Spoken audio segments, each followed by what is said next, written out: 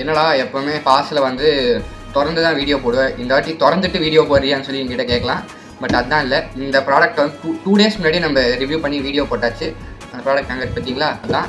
So என்னன்னா ப்ராடக்ட்டில் வந்து எந்த ஒரு குறையும் இல்லை. பட் அமேசான் மேலே தான் ஒரு பெரிய குறை இருக்குது. ஓகேவா? என்னன்னா இது வந்து பார்சல் வந்து திறந்த மாதிரி இருக்கும். இல்லை, இதுதான் பார்சலே. சாம்பார் ஆப் எனக்கு பார்த்தீங்களா, அவங்க பில்லை மட்டும் இதுக்குள்ளே வச்சு நமக்கு சென்ட் பண்ணிடுவாங்க. என்னன்னா இதில் ஒரு டிஸ்அட்வான்டேஜ் இருக்குது. ப்ராடக்ட் வந்து ரொம்ப ஈஸியாகவே நம்ம திறந்துடலாம். வர வழியில் ப்ராடக்ட் எங்கேயோ கீழே விழுந்து டேமேஜ் ஆகிட்டாலும், இல்லை அவங்க எனக்கு டெலிவர் பண்ணுறவங்க வந்து இந்த ப்ராடக்ட் பார்க்க நல்லா இருக்குன்னு சொல்லி யூஸ் பண்ணிவிட்டு எங்கிட்ட தந்தாலும் அது வந்து எனக்கு தான் லாஸ். ஏன்னா நான் வந்து ஃபுல் அமௌண்ட் பே பண்ணி உங்ககிட்ட வாங்குறேன். பட் நீங்கள் எனக்கு அதுக்கு ஏற்ற சர்வீஸ் எனக்கு தரணும்ல. ஸோ அமேசான் நீங்கள் இதை கொஞ்சம் கன்சிடர் பண்ணி இந்த பாலிசியை மாற்றிங்கன்னா கொஞ்சம் நல்லாயிருக்கும். ஸோ தட்ஸ் மை கருத்து. சொல்ல மறந்துட்டேன். சப்ஸ்கிரைப் பண்ணிடுங்க.